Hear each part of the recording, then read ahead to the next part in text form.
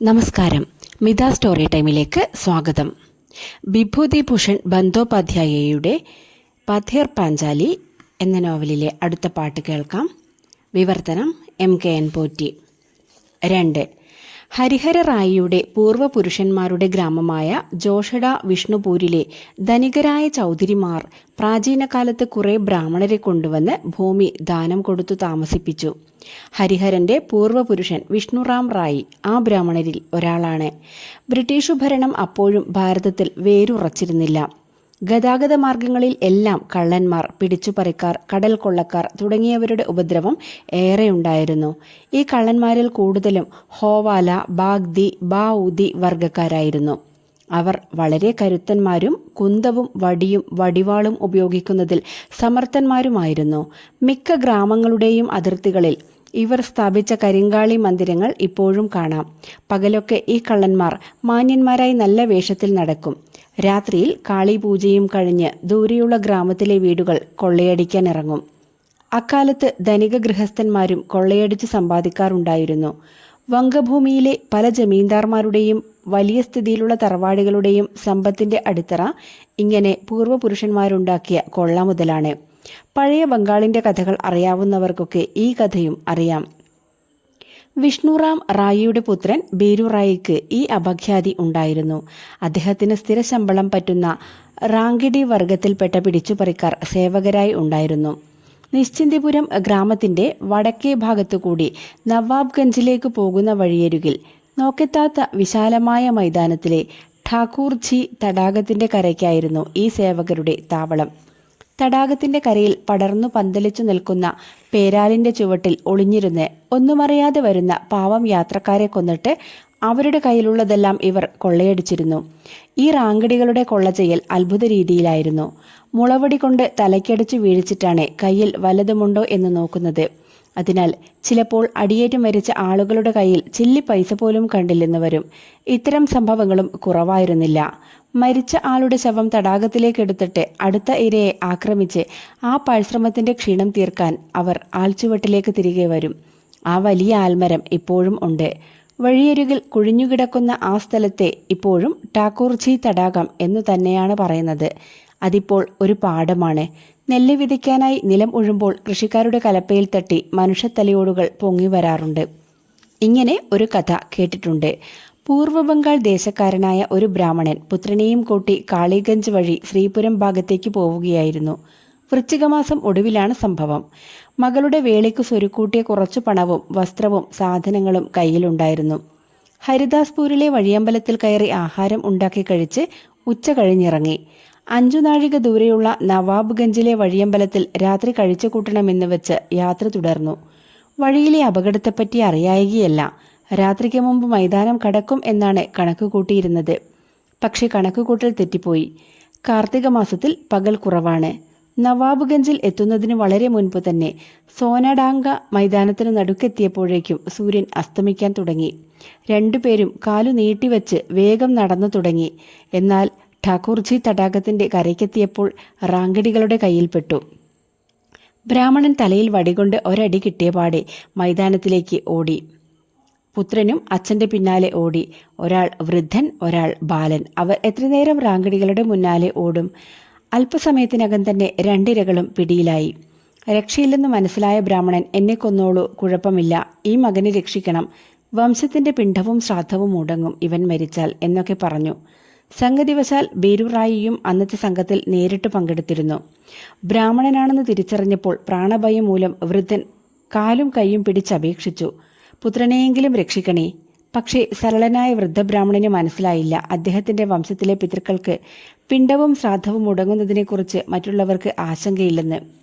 ബീരു റായിയെ തിരിച്ചറിഞ്ഞ നിലയ്ക്ക് ഇയാളെ വിട്ടയച്ചാൽ കൊള്ളക്കാർക്ക് വേറെ ചില പ്രശ്നങ്ങൾ ഉണ്ടാകുമെന്നും പാവം ബ്രാഹ്മണന് മനസ്സിലായില്ല. ഹേമന്തരാത്രിയിലെ ഇരുട്ടത്ത് തണുത്തു കിടക്കുന്ന വെള്ളത്തിലേക്ക് കുളപ്പായലുകളുടെ ഇടയിലൂടെ പാവം ബ്രാഹ്മണന്റെയും പുത്രന്റെയും ശവങ്ങൾ താണുപോകാൻ ഏർപ്പാട് ചെയ്തിട്ട് ബീരു റായി ഗ്രാമത്തിലേക്ക് തിരിച്ചു പോന്നു. ഈ സംഭവത്തിനു ശേഷം അധികകാലം കഴിഞ്ഞില്ല. കൃത്യം അടുത്ത വർഷം 1238 കന്നിമാസം ദുർഗാ പൂജക്കാലം ബീരു റായി കുടുംബസഹിതം ഒരു വള്ളത്തിൽ ഭാര്യ വീട്ടിലേക്ക് പോയി തിരിച്ചു വരികയായിരുന്നു. നോക്കിപ്പൂർ കഴിഞ്ഞ് മധുമതിയിലൂടെ 2 ദിവസത്തെ യാത്ര. ശ്രീപൂരിനടുത്ത് ഇച്ഛാമതി നദിയിലെത്തി. അവിടുന്ന് 4 ദിവസം സഞ്ചരിക്കണം. പകൽ മുഴുവൻ ഊന്നിക്കഴിഞ്ഞു. വൈകുന്നേരം വള്ളം കടവിലെടുപ്പിച്ചു. ടാക്കി അങ്ങാടിയിൽ നിന്ന് പൂജയ്ക്ക് അത്യാവശ്യമുള്ള സാധനങ്ങൾ വാങ്ങിച്ചു. പിറ്റേന്നു രാവിലെ വള്ളം വിട്ടു. 2 ദിവസം കഴിഞ്ഞു. വൈകുന്നേരം ഇച്ഛാമതിയുടെ തീരത്ത് വള്ളം അടുപ്പിച്ചു. ഇടയ്ക്ക് കണ്ടൽച്ചെടികൾ കാണാം. മറ്റു മരങ്ങളൊന്നും തന്നെയില്ല. വള്ളത്തിന്റെ ഒരു തലയ്ക്കൽ വള്ളക്കാരും മറ്റേ തലയ്ക്കൽ ബീരുറായിയുടെ ഭാര്യയും അത്താഴം വയ്ക്കാൻ തുടങ്ങി. എല്ലാവരും സന്തോഷത്തിലാണ്. 2 ദിവസം കഴിഞ്ഞാൽ നാട്ടിൽ തിരിച്ചെത്തുമല്ലോ. പോരാത്തതിന് പൂജാ ഉത്സവകാലം അടുത്തതിൻ്റെ സന്തോഷവും ഉണ്ട്. നിലാവുദിച്ചു. നോനാഗംഗയിലെ വെള്ളം വെട്ടിത്തിളങ്ങുന്നു. ഹൂഹു എന്ന് വീശുന്ന കാറ്റിൽ നദീതീരത്തിലെ കൈതപ്പൂക്കൾ പോലെ ആകാശത്ത് നക്ഷത്രങ്ങൾ തിളങ്ങി. നിലാവു നദിയിൽ വേലിയേറ്റമുണ്ടാക്കി. പെട്ടെന്നൊരു ശബ്ദം കേട്ടു. 2 വള്ളം തുഴച്ചിലുകാർ കഞ്ഞി വയ്ക്കുന്നിടത്ത് നിന്ന് പിടഞ്ഞെഴുന്നേറ്റ് നാലുപാട് നോക്കി. കൈതക്കാട്ടിൽ ഒരിളക്കം. ഒരു ദീനസ്വരം ഉയർന്നു. ക്രമത്തിൽ താഴ്ന്ന് ഇല്ലാതാകാൻ തുടങ്ങുന്നു. വള്ളക്കാർ കരയ്ക്കിറങ്ങി. എന്താണ് ഒച്ച കേട്ടത് എന്ന് നോക്കാൻ പനയുടെ ചുവട്ടിലേക്ക് ചെന്നു. ഒരു മുതല വേഗം വെള്ളത്തിലേക്ക് ചാടി മുങ്ങിത്താണു. ആരും കരയ്ക്കുണ്ടായിരുന്നില്ല. എങ്ങും ഒന്നും കണ്ടില്ല. എന്താണുണ്ടായതെന്നറിയാൻ ബാക്കി വള്ളക്കാരും അങ്ങോട്ട് ചെന്നു. കുഴപ്പം ഉണ്ടായപ്പോൾ ബീരുറായിയും പണിക്കാരനും വന്നു. ബീരുറായിയുടെ ഒരേ ഒരു മകൻ വള്ളത്തിലുണ്ടായിരുന്നു. അവനെ കാണാനില്ല. അത്താഴം തയ്യാറാക്കുന്നതുവരെ നിലാവത്ത് നദീതീരത്ത് ഒന്ന് നടക്കാം എന്ന് വെച്ച് വള്ളത്തിൽ നിന്നും ഇറങ്ങിയതായിരുന്നു. വള്ളക്കാരുടെ മുഖം കരിഞ്ഞുപോയി. അതുവഴി വള്ളത്തിൽ പോയിട്ടുള്ളവരുടെ അനുഭവത്തിൽ നിന്ന് കാര്യം മനസ്സിലായി. കണ്ടലിന്റെ മറവിൽ വന്ന് ഉറങ്ങിക്കിടന്നിരുന്ന ഗംഗയിലെ മുതല ബീരുറായിയുടെ മകനെ പിടിച്ചുകൊണ്ടുപോയി. സംഭവിച്ചതൊക്കെ സംഭവിച്ചു. മറ്റു വള്ളക്കാരും പണിക്കാരും ഒക്കെ കൂടി പാതിരാത്രി വരെ പല സ്ഥലത്തും തിരഞ്ഞു. ഒന്നും കണ്ടുകിട്ടിയില്ല. പിന്നെ കൂട്ടക്കരച്ചിലും ബഹളവും. പോയ വർഷം ഇതേ സമയത്ത് ഠാക്കൂർജി തടാകത്തിൽ നടന്ന സംഭവം ബീരുറായിയുടെ മനസ്സിൽ തെളിഞ്ഞു വന്നു. ഠാക്കൂർജി തടാകത്തിലെ കുളപ്പായലിന്റെ ചുവട്ടിൽ ധർമ്മത്തിന്റെ ശിക്ഷാധികാരം ഒളിച്ചു വയ്ക്കാൻ കഴിയുകയില്ല എന്ന് ബീരുറായിക്ക് തോന്നി. ധർമ്മം ഇരുട്ടിലും അതിന്റെ വഴി തിരിച്ചറിഞ്ഞു കണ്ടെത്തി പിന്നാലെ വന്നു. വീട്ടിൽ തിരിച്ചെത്തി. ബീരുറായി പിന്നെ അധികം നാൾ ജീവിച്ചിരുന്നില്ല. ഇങ്ങനെ അദ്ദേഹത്തിന്റെ വംശത്തിന്റെ അന്ത്യം കുറിച്ചു. എങ്കിലും അനിയന്റെ വംശത്തിൽ ആളുകളുണ്ടായിരുന്നു. വംശത്തിലെ മൂത്ത പുത്രന്മാർ ജീവിക്കാറില്ല. എന്തെങ്കിലും കാരണത്താൽ മരിച്ചു പോകാറുണ്ട്. വംശത്തിനുമേൽ പതിച്ച ബ്രാഹ്മണശാപമാണ് അതിന് കാരണമെന്ന് എല്ലാവരും പറയുന്നു. ഹരിഹരറായിയുടെ അമ്മ ഒരു സന്യാസിയുടെ അടുത്ത് ചെന്ന് സങ്കടം പറഞ്ഞു. അനുഗ്രഹം തേടി. അനുഗ്രഹത്തിന്റെ ഫലം കൊണ്ടോ 2 തലമുറ കഴിഞ്ഞപ്പോൾ ബ്രാഹ്മണശാപത്തിന്റെ കരുത്തു കുറഞ്ഞതുകൊണ്ടോ എന്തോ ഹരിഹരറായി ഇപ്പോഴും ജീവിച്ചിരിക്കുന്നു. 3. കുറേ ദിവസങ്ങൾ കഴിഞ്ഞു. സന്ധ്യ മയങ്ങി. ദുർഗ കിടക്കുകയായിരുന്നു. വീട്ടിൽ വയസ്സായ ചിറ്റമ്മ ഇല്ല. ഇപ്പോൾ 2 മാസത്തിന് മുകളിലായി ഒരു ദിവസം അമ്മയുമായി വഴക്കിട്ട് ദൂരെ ഏതോ ബന്ധുവിന്റെ വീട്ടിലേക്ക് പോയിരിക്കുകയാണ്. ദുർഗയ്ക്ക് സുഖമില്ലായിരുന്നു. അവളെ ശ്രദ്ധിക്കാൻ ആരുമില്ല.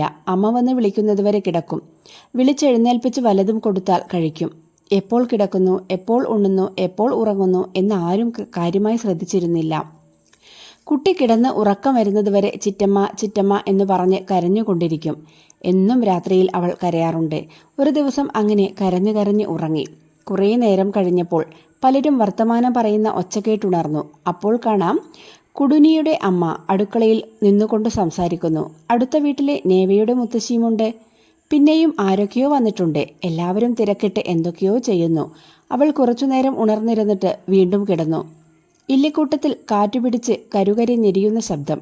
വിളക്കുകൾ കത്തിച്ചു വെച്ചിരിക്കുന്നു. എല്ലാവരും സംസാരിച്ചു കൊണ്ടിരിക്കുന്നു. ഇറയത്ത് നിലാവ് വന്ന് വീഴുന്നുണ്ട്. തണുത്ത കാറ്റ് വീശുന്നു. കുറച്ചു സമയം ചുരുണ്ടുകൂടി ഉറങ്ങി. ശബ്ദവും ബഹളവും കേട്ട് വീണ്ടും ഉണർന്നു. അച്ഛൻ മുറിയിൽ നിന്നിറങ്ങി നടുമുറിയുടെ അടുത്തേക്ക് ചെന്ന് സംഭ്രമത്തോടെ എങ്ങനെയിരിക്കുന്നു എന്തായി എന്ന് ചോദിച്ചു കൊണ്ടിരുന്നു. നടുമുറിയിൽ നിന്നും എന്തൊക്കെയോ മാതിരി ശബ്ദങ്ങൾ ഉയർന്നുകൊണ്ടിരുന്നു. ഒച്ച അമ്മയുടേത് തന്നെയാണെന്ന് മനസ്സിലായി. ഇരട്ടത്ത് ഉറക്കത്തിൽ കൂടുതൽ ഒന്നും മനസ്സിലായില്ല. കുറേ നേരം ശ്രദ്ധിച്ചിരുന്നു. അവൾക്കെന്തോ പേടി തോന്നി. അമ്മ എന്താണിങ്ങനെ? അമ്മയ്ക്ക് എന്തു പറ്റി? കുറച്ചുനേരം ശ്രദ്ധിച്ചിരുന്നിട്ടും ഒന്നും മനസ്സിലായില്ല. വീണ്ടും കിടന്നു. അല്പസമയം കഴിഞ്ഞ് ഉറങ്ങിപ്പോയി. കുറച്ചു കഴിഞ്ഞപ്പോൾ പൂച്ച കരഞ്ഞുന്ന ശബ്ദം കേട്ടു. വീണ്ടും ഉണർന്നു. ചിറ്റമ്മയുടെ മുറിയിൽ ചക്കിപ്പൂച്ച ഒളിച്ചു വച്ചിരിക്കുന്ന പൂച്ചക്കുഞ്ഞുങ്ങളുടെ കാര്യം പെട്ടെന്നോർത്തു. നനുത്ത കുറേ കണ്ണുകൾ. കണ്ണു തുറന്നിട്ടില്ല. കണ്ടൻപൂച്ച വന്ന് അതുങ്ങളെയെല്ലാം കറുമുറി തിന്നു തീർക്കും, തീർച്ച. ഉറക്കത്തിൽ നിന്ന് എഴുന്നേറ്റ് വേഗം ഇരുട്ടത്ത് ചിറ്റമ്മയുടെ മുറിയിൽ വന്നു നോക്കി. പൂച്ചക്കുഞ്ഞുങ്ങൾ സുഖമായി ഉറങ്ങുന്നു. കണ്ടൻപൂച്ച വന്നതിൻ്റെ ഒരു ലക്ഷണവും കാണാനില്ല. വീണ്ടും വന്ന് കിടന്നു. ഇത്തിരി നേരം കഴിഞ്ഞ് ഉറങ്ങിക്കിടക്കവേ പിന്നെയും പൂച്ച കരയുന്ന ശബ്ദം കേട്ടു. പിറ്റേ ദിവസം രാവിലെ കണ്ണു തിരുമ്മി എഴുന്നേറ്റ് വന്നപ്പോൾ കുടുനിയുടെ അമ്മ പറഞ്ഞു, മോളെ, ഇന്നലെ രാത്രി നിനക്കൊരു അനിയനുണ്ടായി, കാണണ്ടേ? ഇന്നലെ രാത്രി എന്തെല്ലാം പുകിലുണ്ടായി ഇവിടെ. എന്തുമാത്രം ആളുകൾ വന്ന് വർത്തമാനം പറഞ്ഞു. വല്ലതും നീ അറിഞ്ഞോ? നീ എവിടെയായിരുന്നു? അവൾ ഒറ്റയോട്ടത്തിന് നടുമുറിയുടെ വാതിൽക്കൽ ചെന്നു നിന്ന് ഒളിഞ്ഞു നോക്കി. ഒരു പനയോല പായയിൽ അമ്മ ഉറങ്ങുന്നു. തീരെ ചെറിയ ഒരു പ്ലാസ്റ്റിക് പാവയേക്കാൾ ഇത്തിരി വലിയ ഒരു ജീവി അമ്മയുടെ കഴുത്തിനടുത്ത് കിടക്കുന്നു. അതും ഉറങ്ങുകയാണ്. ചിമ്മിനി വിളക്കത്തിന്റെ മങ്ങിയ വെളിച്ചത്തിൽ ശരിക്കു കാണാൻ വയ്യ. അവൾ അങ്ങനെ നോക്കി നോക്കി നിൽക്കെ ആ ചെറിയ ജീവി കണ്ണു മെല്ലെ മെല്ലെ തുറന്നു. ചെറിയ കൈ ഇളക്കി താഴ്ന്ന ശബ്ദത്തിൽ കരയാൻ തുടങ്ങി. രാത്രി പൂച്ചക്കുഞ്ഞിന്റെ കരച്ചിലാണെന്ന് വിചാരിച്ചത് ശരിക്കു പൂച്ചക്കുഞ്ഞിന്റെ കരച്ചിലായിരുന്നില്ല. പെട്ടെന്ന് കുഞ്ഞനിയനോടുള്ള സ്നേഹവും വാത്സല്യവും മനസ്സിൽ നിറഞ്ഞു. നേവിയുടെ മുത്തശ്ശിയും കുടോനിയുടെ അമ്മയും തടഞ്ഞതുകൊണ്ട് ആഗ്രഹമുണ്ടെങ്കിലും ആ മുറിയിൽ കടക്കാൻ പറ്റിയില്ല. അമ്മ ആ മുറിയിൽ നിന്നിറങ്ങിയാൽ കുഞ്ഞു തൊട്ടിലാട്ടിക്കൊണ്ട് എത്രയെത്ര ചടകൾ പാടും. പിന്നെ എത്ര സന്യാസിമാരുടെ കഥകൾ പറയും. കഥയെന്നോർത്താൽ ചിറ്റമ്മയെ ഓർക്കും. ചിറ്റമ്മയെക്കുറിച്ച് ഓർക്കുമ്പോൾ കണ്ണു നിറയും. എന്തുമാത്രം ചടകളാണ് ചിറ്റമ്മ ചൊല്ലാറ്. കുഞ്ഞിനെ കാണാനായി അയൽക്കാരൊക്കെ വന്നുകൊണ്ടിരുന്നു. വന്നവരൊക്കെ പറഞ്ഞു, വീട്ടിന് വിളക്കായി ഒരു അമ്മിണിക്കുട്ടൻ പിറന്നല്ലോ. തലമുടി കണ്ടില്ലേ, എന്തൊരു നിറം. എല്ലാവരും അഭിപ്രായം പറഞ്ഞു. എന്തു ഭംഗി, ചിരി കണ്ടില്ലേ. ചിറ്റമ്മ ഒന്ന് വന്നെങ്കിൽ എന്നവൾ പലതവണ വിചാരിച്ചിട്ടുണ്ട്. എല്ലാവരും കണ്ടതാണ്. ചിറ്റമ്മ ഇറങ്ങിപ്പോകുന്നത് എല്ലാവരും കണ്ടതാണ്. ഇനി ചിറ്റമ്മ തിരിച്ചു വരികയില്ലേ? കുട്ടിയാണെങ്കിലും അവൾക്കറിയാം, അവളുടെ അച്ഛനോ അമ്മയോ ചിറ്റമ്മയെ സ്നേഹിക്കുന്നില്ല. അവർ ചിറ്റമ്മയെ തിരികെ കൊണ്ടുവരാൻ ഒരു പരിശ്രമവും ചെയ്യുകയില്ല. ദിവസം മുഴുവൻ ഏതു നേരവും അവൾ ചിറ്റമ്മയുടെ മുറിയിലേക്ക് നോക്കിയിരിക്കും. ഒരു ദിവസം ചെന്ന് ആ മുറിയുടെ വാതിൽ തുറന്നിട്ടു. അവളുടെ വിടർന്ന കണ്ണുകളിൽ വെള്ളം നിറഞ്ഞു. ആ ചടകളും പാട്ടുകളും കഥകളും അവൾ എങ്ങനെ മറക്കും? ഒരു ദിവസം ഹരിപാലിതിൻ്റെ മകൾ വന്ന് അവളുടെ അമ്മയോട് പറയുന്നത് കേട്ടു. നിങ്ങളുടെ മുത്തശ്ശിത്തള്ള ഒരു സഞ്ചിയും പിടിച്ച് റോഡേ നടന്നു വരുന്നത് കണ്ടു. ചാക്കോത്തി മൊശായിയുടെ വീട്ടിൽ കയറി ഇരിപ്പുണ്ട്. ദുർഗയെ പറഞ്ഞയച്ചു കയ്യിൽ പിടിച്ചു വിളിച്ചോണ്ട് വരാൻ പറ. അപ്പോൾ ദേഷ്യമൊക്കെ പോയിക്കോളും. ഹരിഹരന് ആൺകുട്ടിയുണ്ടായ വിശേഷങ്ങൾ ഹരിപാലിത്തിന്റെ വീട്ടിലിരുന്ന് അയൽപ്പക്കത്തുള്ള സ്ത്രീകളിൽ നിന്ന് കേട്ടുകൊണ്ടിരിക്കുകയായിരുന്നു വൃദ്ധ. അപ്പോൾ ചിറ്റേ ചിറ്റേ, വൃദ്ധ അത്ഭുതത്തോടെ നോക്കിയപ്പോഴുണ്ട് ദുർഗ വളരെ വേഗത്തിൽ ഓടിയതിനാൽ കിതച്ചുകൊണ്ട് നിൽക്കുന്നു. വൃദ്ധ കൈനീട്ടി ദുർഗയെ ആശ്ലേഷിക്കാൻ തുടങ്ങിയതും ദുർഗ വൃദ്ധയുടെ മടിയിലേക്ക് കയറിയതും ഒരുമിച്ചായിരുന്നു. അവളുടെ മുഖത്ത് വിടർന്ന ചിരി, കണ്ണിൽ നിറയെ കണ്ണീർ. മുറ്റത്തു നിന്നിരുന്ന മുത്തശ്ശിക്കും പുത്രവധുവിനും എല്ലാവർക്കും അത് കണ്ടു. കണ്ണിൽ വെള്ളം വന്നു. ഹരിപാലിതിന്റെ ഭാര്യ പ്രവീണ പറഞ്ഞു, മുത്തശ്ശി, ഇത് നിങ്ങളുടെ കഴിഞ്ഞ ജന്മത്തിലെ മകളായിരുന്നു. ആ മകൾ തിരിച്ചു വന്നതാണ്. വൃദ്ധ വീട്ടിൽ വന്നു. ഹരിഹരനുണ്ടായ ആൺകുഞ്ഞിനെ കണ്ടിട്ട് ചിരിച്ചും കരഞ്ഞും ആനന്ദിച്ചു. അനേക ദിവസങ്ങൾക്കു ശേഷം വീണ്ടും അവിടെ ചന്ദ്രൻ ഉദിച്ചു. വൃദ്ധ രാവിലെ മുറിയടിച്ചു, ഇറയം തുടച്ചു, പുറത്തെ മുറ്റം അടിച്ചു. ദുർഗയ്ക്ക് തോന്നി വളരെ നാളുകൾക്കു ശേഷം വീട് വേണ്ടതുപോലെയായി. ഇത്രയും നാൾ വേണ്ടതുപോലെയായിരുന്നില്ല. ഉച്ചയ്ക്ക് ഊണ് കഴിഞ്ഞ് ജനാലയുടെ പുറകിലിരുന്ന് മുളങ്കാടിലേക്കുള്ള വഴിയിലേക്ക് നോക്കിക്കൊണ്ടിരുന്നു. അവിടെ നദീതീരം വരെ ഇടയ്ക്ക് വീടുകളൊന്നുമില്ല. നദി അടുത്തല്ല, ഏറെക്കുറെ ഒരു നാഴിക ദൂരെയാണ്. മാവിൻ തോട്ടവും ചെറിയ ഇല്ലിക്കൂട്ടങ്ങളും ഇടയ്ക്ക് കുറേ കുറ്റിക്കാടുകളുമാണ് ആ ഭാഗത്തുള്ളത്. ദുർഗ അടുത്തു വന്നിരുന്നു. ചിറ്റ വിറകിനു വേണ്ടി മുളയുടെ ചുള്ളി വെട്ടിക്കൊണ്ടിരുന്നു. നിർത്താതെ ഓരോന്ന് പറഞ്ഞുകൊണ്ടിരുന്നു. ഒരെണ്ണം വെട്ടിക്കഴിഞ്ഞാൽ ദുർഗ അതെടുത്ത് കൊണ്ടുപോയി വീടിനകത്തു വച്ചിട്ട് വരും. അങ്ങനെ ഉച്ച കഴിഞ്ഞ ആ സമയത്ത് മുറ്റത്ത് തണുത്ത കാറ്റുമേറ്റ് ചുള്ളിവിറക് ശേഖരിച്ചു കൊണ്ടിരിക്കുമ്പോൾ ഒത്തിരി കാര്യങ്ങൾ മനസ്സിൽ തെളിഞ്ഞു. എത്ര പഴയ കഥകൾ! എല്ലാം ഇന്നലെ കഴിഞ്ഞതുപോലെയിരിക്കുന്നു. അദ്ദേഹം 3 തവണ വന്നിട്ടുണ്ട്. ഒരിക്കൽ വന്നപ്പോൾ സഞ്ചിയിൽ കൽക്കണ്ടം കൊണ്ടുവന്നിരുന്നു. വിശ്വേശ്വരിക്ക് അന്ന് 2 വയസ്സ് പ്രായം. അവൾക്കായി മധുരം കൊണ്ടുവന്നതാണ്. ആ സാധനം താനും കുറച്ചു കഴിച്ചിരുന്നു. ആ ആൾ തന്നെയാണ് പിന്നീടൊരിക്കൽ സന്ധ്യയോടടുത്ത് പേരമരത്തിന്റെ ചുവട്ടിൽ വന്നു നിന്നത്. ഒരെഴുത്തും കൊണ്ടാണ് വന്നത്. എഴുത്തു വായിക്കാൻ വീട്ടിൽ ആരുമില്ല. അനിയൻ ഗോലോക് 1 കൊല്ലം മുൻപ് മരിച്ചിരുന്നു. വ്രജച്ചിറ്റപ്പന്റെ കളപ്പുരയിലേക്ക് താൻ തന്നെ കത്തും കൊണ്ടു ചെന്നു. ഇന്നത്തെ പോലെ ഓർക്കുന്നു. അവിടെ മൂത്ത ചേട്ടത്തി, ഇളയ ചേട്ടത്തി, പതീതറോയിയുടെ ഒരു സിൽബന്തി, ഭോജഹരി എന്നിവരാണപ്പോൾ ഉണ്ടായിരുന്നത്. വ്രജ ചക്രവർത്തി കൈനീട്ടി കത്തുമേടിച്ചു. ഇതാരാണ് ഇന്നിരെ കൊണ്ടുവന്നത്? എന്നിട്ട് ഇന്ദിരട്ടാക്കുരണിനെ വീട്ടിൽ കൂട്ടിക്കൊണ്ടുവന്ന് കയ്യിലെ വളയും യൗവനാരംഭത്തിൽ കാലിൽ ഇടിവിച്ചു കൊടുത്ത വെള്ളിമോതിരങ്ങളും ഊരിയെടുത്തു. നെറ്റിയിലെ കുങ്കുമം മായ്ച്ചു കളഞ്ഞു. നദിയിൽ കൊണ്ടുപോയി കുളിപ്പിച്ചു. എത്രയോ പഴയ കഥ ഒരു സ്വപ്നമായി കഴിഞ്ഞു. എങ്കിലും ആ ദിവസം ഇടയ്ക്കിടയ്ക്ക് മനസ്സിൽ വരും. നിവാരണിൻ്റെ കാര്യം ഓർമ്മ വന്നു. നിവാരൺ, വ്രജചിറ്റപ്പൻ്റെ മകൻ. നിവാരൺ 16 വയസ്സുള്ള ബാലൻ. എന്തു നിറം, എന്തു ഭംഗിയുള്ള തലമുടി. ചണ്ഡീമണ്ഡപത്തിൻ്റെ സമീപത്തുള്ള കാടിൻ്റെ നടുക്ക് ആ ഒറ്റമുറി വീട്ടിൽ 2-3 ദിവസം കഠിനമായി പനിച്ചു കിടന്നിരുന്നു. അവൻ എപ്പോഴും വെള്ളം വെള്ളം എന്ന് ചോദിച്ചിരുന്നെങ്കിലും വൈദ്യൻ കവിരാജ് വെള്ളം കൊടുക്കരുതെന്ന് പറഞ്ഞിരുന്നതിനാൽ ഒരു തുള്ളി വെള്ളം പോലും കൊടുത്തില്ല. ഒരു കഷണം ചെറുനാരങ്ങ ചുണ്ടിൽ പിഴിഞ്ഞൊഴിച്ചു കൊടുത്തിരുന്നു. അവൻ അത് ചപ്പിക്കുടിച്ചു. 4-ാം ദിവസം നിവാരൺ മരിച്ചു. മരിക്കുന്നതിന് അല്പം മുൻപ് പോലും വെള്ളം വെള്ളം എന്ന് ചോദിച്ചിരുന്നുവെങ്കിലും ഒരു തുള്ളി വെള്ളം പോലും വായിൽ ഒഴിച്ചു കൊടുത്തിരുന്നില്ല. ആ മകൻ മരിച്ചു. 5 ദിവസത്തേക്ക് അവൻ്റെ അമ്മയായ മൂത്ത ജ്യേഷ്ഠത്തിയെ ഒരു തുള്ളി വെള്ളം കുടിപ്പിക്കാൻ ആർക്കും കഴിഞ്ഞില്ല. 5 ദിവസം കഴിഞ്ഞു. അനുജൻ രാമചന്ദ്ര ചക്രവർത്തി ജ്യേഷ്ഠത്തിയുടെ മുറിയിൽ ചെന്ന് കൈകോപ്പിക്കൊണ്ട് പറഞ്ഞു, നിങ്ങൾ ഇവിടെ നിന്ന് പോയാൽ ഞാൻ എങ്ങനെ സഹിക്കും? ഈ പ്രായത്തിൽ എവിടെ പോകാനാണ്? ജ്യേഷ്ഠത്തി വലിയ പണക്കാരുടെ വീട്ടിലെയായിരുന്നു. ലക്ഷ്മി ദേവിയെ പോലെ സുന്ദരി. ഈ പ്രദേശത്തൊന്നും അവരെ പോലെ ഒരു സുന്ദരി ഇല്ലായിരുന്നു. ഭർത്താവിൻ്റെ പാദോദകം സേവിക്കാതെ വെള്ളം കുടിക്കുകയില്ല. അന്നത്തെ കാലത്ത് കുടുംബത്തിലെ സ്ത്രീകൾ എല്ലാവർക്കും വച്ചു വിളമ്പിക്കഴിഞ്ഞ് ഉച്ചതിരിഞ്ഞ് 3-ാം യാമത്തിലാണ് ആഹാരം കഴിക്കാറ്. ദാനത്തിലും ഭക്ഷണം കൊടുക്കുന്നതിലും ശരിക്കും അന്നപൂർണ ദേവി. ആഹാരം വച്ചുണ്ടാക്കാനും വളരെ ഇഷ്ടമായിരുന്നു. അതുകൊണ്ട് അനുജൻ വന്ന് പറഞ്ഞപ്പോൾ എഴുന്നേറ്റ് വെള്ളം കുടിച്ചു. എങ്കിലും അധികം നാൾ ജീവിച്ചില്ല. മകൻ മരിച്ച 1.5 വർഷത്തിനകം അവരും മകൻ പോയ വഴിയേ പോയി. ഇത്തിരി വെള്ളം തരൂ, ഇത്തിരി മതി, തരൂ. വെള്ളം കുടിക്കാൻ പാടില്ല. കവിരാജ വൈദ്യർ വെള്ളം കുടിക്കരുതെന്ന് പറഞ്ഞിട്ടുണ്ട്. ഇത്തിരി മതി, ഒരു തുള്ളി, കാലു പിടിക്കാം, തരൂ. ഉച്ചയ്ക്ക് തണലത്ത് വന്ന് ചികയുന്ന കരിയിലാം പീച്ചുകളുടെ ശബ്ദത്തിന് മുകളിൽ 50 വർഷം മുൻപ് കേട്ട ഇല്ലിമുളകളുടെ മുറുമുറുപ്പിൻ്റെ ശബ്ദം കാതിൽ തെളിഞ്ഞു കേട്ടു. ദുർഗ പറഞ്ഞു, ചിറ്റേ, ചിറ്റയ്ക്ക് ഉറക്കം വരുന്നുണ്ട്, പോയി കിടക്ക്. വേണ്ട, ഇത് മുഴുവനാകട്ടെ. നീ ചെന്ന് ആ വലിയ കെട്ടുകൂടി എടുത്തുകൊണ്ടുവാ. 4. കുഞ്ഞുമോന് 10 മാസം പ്രായമായി. വല്ലാതെ മെലിഞ്ഞ ശരീരം, തീരെ ചെറിയ മുഖം. താഴത്തെ വരിയിൽ മാത്രം 2 പല്ല് കിളർന്നിട്ടുണ്ട്. ഇടയ്ക്കിടയ്ക്ക് കാരണമുണ്ടെങ്കിലും കാരണമില്ലെങ്കിലും ആ 2 വരിപ്പല്ലു കാണിച്ച് ചിരിക്കും. ആളുകൾ പറയും, ഭൗമാമോൻ്റെ ചിരി കുറച്ച് നിയന്ത്രിക്കാതെ പറ്റില്ല. വെറുതെ ഇങ്ങനെ പ്രാന്തന്മാരുടെ കൂട്ട് ചിരിച്ചു കൊണ്ടിരുന്നാൽ പറ്റുകയില്ല. അപ്പോൾ അമ്മ പറയും, ശരിയാണ് മോനെ, ഇന്നിത്ര മതി, ഒരുപാട് ചിരിച്ചില്ലേ, ഇനി കുറച്ചു ചിരി നാളത്തേക്കും വച്ചേക്ക്. അവന് 2 അക്ഷരം മാത്രം പറയാൻ അറിയാം. മനസ്സിൽ നല്ല സുഖം ഉണ്ടെങ്കിൽ പറയും ജെ ജെ ജെ, എന്നിട്ട് 2 പല്ലും കാട്ടി ചിരിക്കും.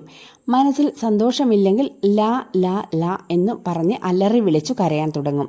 മുമ്പിൽ എന്തു കിട്ടിയാലും, മൺകട്ട, വിറകിൻ്റെ തുണ്ട്, പാവ, പാത്രം, അമ്മയുടെ സാരിയുടെ തുമ്പ്, എന്തായാലും ആ 2 പല്ലുകൊണ്ട് ഇറുക്കി ഇറുക്കി കടിക്കും. ചിലപ്പോൾ പാല് കൊടുത്തുകൊണ്ടിരിക്കുമ്പോൾ അമ്മയുടെ മാലയുടെ ലോക്കറ്റ് വളരെ സന്തോഷത്തോടെ പുതിയ പല്ലുകൊണ്ട് മുറുക്കെ കടിക്കും. അവൻ്റെ അമ്മയപ്പോൾ കിലുകില ചിരിച്ചുകൊണ്ട്, എടാ ഇതെന്താടാ, വിടടാ വിടടാ, കടിക്കാതെ, 2 പല്ലല്ലേ ഉള്ളൂ, അത് ഇളകിപ്പോയാൽ പിന്നെ എങ്ങനെ ചിരിക്കും?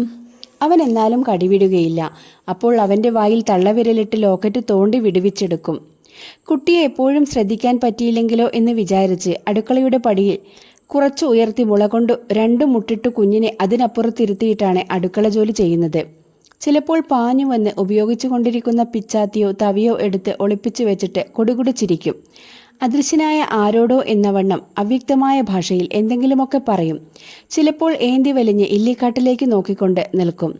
അമ്മ കടവിൽ പോയി കുളി കഴിഞ്ഞു വന്നാലുടൻ തന്നെ നനഞ്ഞ വസ്ത്രം മുടുത്തു നടക്കുന്നതിൻ്റെ ഫുഡ് ഫുഡ് ശബ്ദം കേട്ട് ഓടി വന്ന് ചിരിച്ചുകൊണ്ട് വട്ടം പിടിച്ചു നിർത്തും.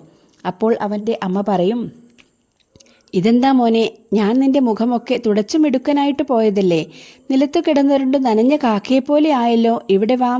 പിന്നെ ബലമായി വിളിച്ചു കൊണ്ടുപോയി മുഖത്തും കയ്യിലുമൊക്കെ പറ്റിയിരിക്കുന്ന ചെളി തുടച്ചു കളയും. അപ്പോൾ കിളുന്ന മുഖം ശരിക്കും ചുമന്ന സിന്ദൂര നിറമാകും. വലിയ അനിഷ്ടം ഭാവിച്ച് ഉറക്കെ ജെ ജെ ജെ എന്ന് വിളിച്ചു കൂവും. അതൊന്നും അമ്മ വകവയ്ക്കാകയില്ല.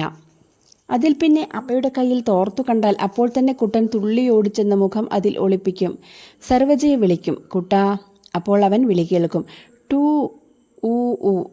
അമ്മ മോനെ തൊട്ടിലേക്ക് കിടത്തിയിട്ട് പാടും. കുട്ടൻ രോരോ. മുമ്പോട്ടും പിറകോട്ടും ആടിക്കൊണ്ടിരിക്കുന്ന തൊട്ടിലിൽ കിടന്ന് കൈ താളത്തിൽ ഉയർത്തി അവനും പാടും. അമ്മ പറയും, മതി കുട്ട, മതി, ധാരാളമായി. കുഞ്ഞിനെ തൊട്ടിലിൽ കിടത്തിയിട്ട് പണി ചെയ്തുകൊണ്ടിരിക്കുന്നതിനിടയ്ക്ക് ചിലപ്പോൾ കാതോർത്തു നോക്കും. തൊട്ടിലിൽ നിന്ന് ഒച്ചയും അനക്കവും ഒന്നും കേൾക്കുകയില്ല. അപ്പോൾ ചങ്കു പടപടാ അടിക്കും. പേടിച്ചോടി വന്ന് നോക്കും. എന്തു പറ്റി? അപ്പോൾ ഓരോന്നായി ഇതൾക്കൂട്ടി ഒതുക്കിയ താമരപ്പൂ പോലെ കുഞ്ഞി കൈകളും കാലും ഒതുക്കി ചുരുണ്ടു കിടക്കുന്നു. ഉറങ്ങുകയായിരിക്കും. ഉറക്കത്തിൻ്റെ ശക്തിയിൽ ചുണ്ടു ചെറുതായി ഇടയ്ക്കിടയ്ക്ക് വിറയ്ക്കുന്നു. വലിയ ശബ്ദത്തിൽ ശ്വാസം വിട്ട് ഉണർന്നെഴുന്നേറ്റു എന്ന് തോന്നുമാറ് ഒന്നിളകി പിന്നെയും ഉറങ്ങും. ഈ സമയം നോക്കി കൊതുകും ഈച്ചയും കോമളമേനി ലക്ഷ്യം വച്ച് നിരനിരയായി വരും. അമ്മ ഇടയ്ക്കിടയ്ക്ക് വന്ന് എല്ലാത്തിനെയും ഓടിക്കും. അപ്പോൾ അവന് ഉറക്കം കൂടുതൽ സുഖമാവും. പുലർച്ചെ മുതൽ സന്ധ്യ മുതൽ പാതിരാത്രി വരെയും മുളങ്കാടിനടുത്തുള്ള അധികം ആളുകളില്ലാത്ത ആ വീട് 10 മാസം പ്രായമായ കുട്ടിയുടെ അർത്ഥമില്ലാത്ത ആനന്ദഗീതത്തിൻ്റെയും അബോധ മധുരഹാസത്തിൻ്റെയും കുട്ടിയോടായി അവൻ്റെ അമ്മ പറയുന്നതിൻ്റെയും ശബ്ദം കൊണ്ട് സദാ മുഖരിതമായിരിക്കും. അമ്മ കുഞ്ഞിനെ സ്നേഹം കൊടുത്തു വളർത്തുകയാണ്. അതുകൊണ്ട് എക്കാലത്തും അമ്മയുടെ പ്രാധാന്യത്തെപ്പറ്റി എല്ലാവരും എടുത്തു പറയുന്നു. പക്ഷേ കുഞ്ഞ് അമ്മയ്ക്ക് കൊടുക്കുന്നതും കുറച്ചു വലതുമാണോ? കുഞ്ഞ് നിസ്വനായിട്ടാണ് വന്നത്. പക്ഷേ ഹൃദയസ്പർശിയായ ആ പുഞ്ചിരിയുടെ, ശൈശവ താരള്യത്തിൻ്റെ, ചന്ദ്രകാന്തമായ മുഖഭംഗിയുടെ, മുക്കിയും മൂളിയുമുള്ള താണ്ടെ കളഭാഷണത്തിൻ്റെ വില ആര് കൊടുക്കും? ഇതിൻ്റെയൊക്കെ ഐശ്വര്യമുണ്ടല്ലോ. അതിനു പകരമാണ് കുഞ്ഞു നമ്മുടെ സേവനം സ്വീകരിക്കുന്നത്. പിച്ചക്കാരനെ പോലെ കൈനീട്ടി വെറുതെ മേടിക്കുക മാത്രമല്ല കുഞ്ഞുങ്ങൾ ചെയ്യുന്നത്. ചില ദിവസങ്ങളിൽ ഹരിഹറായി അങ്ങാടിക്കണക്കുകൾ സ്വയം എഴുതുന്ന തിരക്കിലായിരിക്കുമ്പോൾ സർവജയ കുഞ്ഞിനെ എടുത്തുകൊണ്ട് അടുത്തു ചെന്ന് ചോദിക്കും. ദേന്നേ, കുഞ്ഞിനെ ഒന്നെടുക്കെന്നേ. മോൾ എവിടെ പോയോ? ഠാക്കൂരിച്ചിട്ട് കുളിക്കാൻ പോയിരിക്കുകയാണ്. ഞാൻ ഒന്ന് ചെന്ന് നോക്കട്ടെ. ഞാനെടുക്കില്ല. കൊച്ചിനെ ഒക്കത്ത് വെച്ചുകൊണ്ടിരുന്നാൽ മതിയോ? ഹരിഹരൻ പറയും. ഗുലുമാലെന്നും പറഞ്ഞുകൊണ്ട് ഇങ്ങോട്ട് വരല്ലേ, ഒരുപാട് തിരക്കുണ്ട്. സർവജയ ദേഷ്യപ്പെട്ടു. കുട്ടിയെ നിലത്തിരുത്തിയിട്ട് പുറത്തേക്ക് പോകും. ഹരിഹരൻ തിരക്കിട്ട കണക്കുകൾ എഴുതിക്കൊണ്ടിരിക്കും. ഇടയ്ക്ക് തലയുയർത്തി നോക്കുമ്പോൾ കാണാം കുട്ടൻ ഹരിഹരൻ്റെ ഷൂസിൻ്റെ വള്ളി വായിലിട്ട് ചവയ്ക്കുന്നു. ഹരിഹരൻ പെട്ടെന്ന് എഴുന്നേറ്റ് ചെന്ന് അത് മേടിച്ചെടുത്തിട്ട് പറയും, നല്ല ഒരു പണി പറ്റിച്ചല്ലോ. പെട്ടെന്നൊരടയ്ക്കാക്കുരുവി ചാട്ടുളി പോലെ വന്ന് അരമതിലിൽ ഇരുന്ന് കുണുങ്ങി നോക്കുന്നു. കുട്ടൻ അച്ഛൻ്റെ മുഖത്തേക്ക് നോക്കി കുരുവിയെ ചൂണ്ടിക്കാണിച്ചുകൊണ്ട് പറയും, ദേ ദേ ദേ. ഹരിഹരൻ്റെ ഇഷ്ടക്കുറവും ജോലി തിരക്കും പെട്ടെന്ന് തീരും. വാത്സല്യം നിറയും. വളരെ നാൾ മുൻപുള്ള ഒരു സംഭവം ഓർമ്മ വന്നു. എല്ലാവരും പറഞ്ഞിട്ടൊരു ദിവസം ഭാര്യയെ കൂട്ടിക്കൊണ്ടുവരാൻ ശ്വശുരഗൃഹത്തിൽ ചെന്നു. ഉച്ച കഴിഞ്ഞപ്പോൾ വള്ളം ഗ്രാമത്തിൻ്റെ കടവിൽ അടുത്തു. ഒരിക്കലേ ഇവിടെ വന്നിട്ടുള്ളൂ. വഴി അറിഞ്ഞുകൂടാ. ആളുകളോട് ചോദിച്ചറിഞ്ഞു ശ്വശുരഗൃഹത്തിലെത്തി. 1-2 തവണ വിളിച്ചപ്പോൾ വെളുത്തു ചുമന്നൊരു സുന്ദരി വന്ന് ആരാണ് വിളിക്കുന്നതെന്ന് നോക്കാൻ മുൻവാതിൽ തുറന്ന് ഒന്ന് നോക്കി. നേർക്കുനേരെ നോക്കിയപ്പോഴേക്കും വെട്ടിത്തിരിഞ്ഞ് വീട്ടിനുള്ളിലേക്ക് പോയി. ഹരിഹരൻ വിചാരിക്കാൻ തുടങ്ങി, ആ യുവതി ആരായിരിക്കും? തൻ്റെ പത്നിയായിരിക്കുമോ? അവൾ ഇത്രയും വളർന്നു കാണുമോ? രാത്രിയിൽ വീണ്ടും കണ്ടു. സർവജയ അമ്മയുടെ ഒരു മഞ്ഞ സാരി ഉടുത്തുകൊണ്ട് രാത്രി വളരെ വൈകിയാണ് മുറിയിൽ വന്നത്. ഹരിഹരൻ സൂക്ഷിച്ചു നോക്കി അത്ഭുതപ്പെട്ടു. 10 വർഷം മുൻപുള്ള തൻ്റെ പത്നിയുടെ ബാല്യകാല ശരീരത്തിലെ ഒന്നും ഈ സുന്ദരിയിൽ ഇല്ല. കൂടുപൊട്ടിച്ച് അപ്പോൾ ഇറങ്ങിയ ഒരു ശലഭം. ആ ബാല്യഭാവം ഒട്ടുമില്ല. എന്നാൽ തലസ്ഥാനത്ത് കാണാൻ കഴിഞ്ഞ സൗന്ദര്യം അത്ര സാധാരണമല്ലെന്ന് മനസ്സിലാക്കാൻ അധിക സമയം വേണ്ടി വന്നില്ല. കൈകാൽ, ശരീരഘടന, ഗതിഭംഗി എല്ലാം തന്നെ പുത്തനായിരിക്കുന്നു. മുറിയിൽ കടന്നപ്പോൾ സർവജയ ആദ്യം ഒന്ന് സംഭ്രമിച്ചു. അവൾ വലുതായെങ്കിലും ഇതുവരെ ഭർത്താവുമായി നേരിട്ടു കണ്ടിട്ടില്ലെന്ന് പറഞ്ഞാൽ ശരിയായിരിക്കും. നവവിവാഹിതയുടെ ലജ്ജ അവളെ നവസുന്ദരിയാക്കിയിരിക്കുന്നു. ഹരിഹരൻ തന്നെയാണ് ആദ്യം സംസാരിച്ചത്. പത്നിയുടെ കൈ തൻ്റെ കൈക്കുള്ളിൽ ഒതുക്കി കിടക്കയിൽ ഇരുത്തിക്കൊണ്ട് പറഞ്ഞു, ഇവിടെ ഇരിക്കേ, സുഖമല്ലേ? സർവജയ ചിരിച്ചു. അവളുടെ നാണം കുറച്ചൊന്നുടഞ്ഞു. ഇത്രയും നാൾ കഴിഞ്ഞ് ഇന്ന് എന്നെ ഓർത്തു അല്ലേ? ആട്ടെ, എന്താണ് ഇത്ര നാളും മിണ്ടാതിരുന്നത്? അവൾ ചിരിച്ചുകൊണ്ട് ചോദിച്ചു. ഞാൻ എന്തെങ്കിലും തെറ്റു ചെയ്തോ? പറയൂ. ഭാര്യയുടെ വർത്തമാനവും പറയുമ്പോഴുള്ള ശരീരചലനവും ഭംഗിയും എല്ലാം ഹരിഹരന് വളരെ ഇഷ്ടമായി. പിന്നീട് ശ്രദ്ധിച്ചപ്പോൾ ഭാര്യയുടെ കയ്യിൽ 5-6 കുപ്പിവളയല്ലാതെ മറ്റൊരു ആഭരണവും ഇല്ലെന്ന് മനസ്സിലായി. ദരിദ്രഭവനത്തിലെ കുട്ടി, നോക്കാൻ ആരുമില്ല. ഇവളുടെ കാര്യമൊന്നും അന്വേഷിക്കാതെ ഇത്രയും നാൾ വലിയ അന്യായമാണ് താൻ ചെയ്തത്. സർവജയയും ഭർത്താവിനെ പ്രത്യംഗം വിശദമായി നോക്കിക്കണ്ടു. അന്നു പകൽ പലപ്പോഴായി 4-5 പ്രാവശ്യം ഒളിഞ്ഞു നോക്കിയപ്പോൾ ഹരിഹരൻ്റെ ആരോഗ്യപൂർണമായ ശരീരത്തിലെ ഓരോ അവയവത്തിലും വീര്യം തുളുമ്പുന്ന സൗന്ദര്യമുണ്ടെന്നും സർവജയ കണ്ടു. വംഗദേശത്തിലെ ചരാചരങ്ങളിലൊന്നും ഇങ്ങനെയൊരു ആകർഷക ഭാവം കണ്ടിട്ടില്ല. മാതാപിതാക്കളുമായുള്ള സംഭാഷണത്തിൽ നിന്ന് തൻ്റെ കാന്തൻ പശ്ചിമബംഗാളിൽ പോയി പഠിച്ചിട്ട് വന്നിരിക്കുകയാണെന്നും കയ്യിലൊരു പൈസയുമില്ലാതെയല്ല വന്നിരിക്കുന്നതെന്നും മനസ്സിലായി. അത്രയും നാൾ കാണാതിരുന്നത് കൊണ്ടുള്ള സങ്കടമൊക്കെ മാറി. വളരെ നാൾക്കുശേഷം ഭഗവാൻ ഇന്ന് കണ്ണു തുറന്നതായിരിക്കും.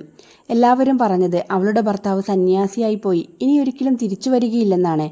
അതുകൊണ്ട് ഭർത്താവ് തിരികെ വരും എന്നത് അസാധ്യമായ ഒരു ദുരാഗ്രഹമായിട്ടാണ് അവൾക്ക് തോന്നിയിരുന്നത്. എത്രയോ രാത്രികളിൽ ഉണർന്ന് ദുഃഖചിന്തകളുമായി കഴിച്ചുകൂട്ടി. രണ്ടുപേരുടെയും മനസ്സിൽ ഒരു പക്ഷേ അസ്പഷ്ടമായി ഒരേ ഭാവം തന്നെയായിരിക്കാം ഉണർന്നു വന്നിരുന്നത്. രണ്ടുപേരും ജനലിലൂടെ നിലാവുള്ള രാത്രിയുടെ നേരെ നോക്കിക്കൊണ്ടിരുന്നു. ഇത്തരം എത്രയോ രാത്രികൾ കഴിഞ്ഞു. അന്നൊക്കെ അവൻ എവിടെയായിരുന്നിരിക്കും?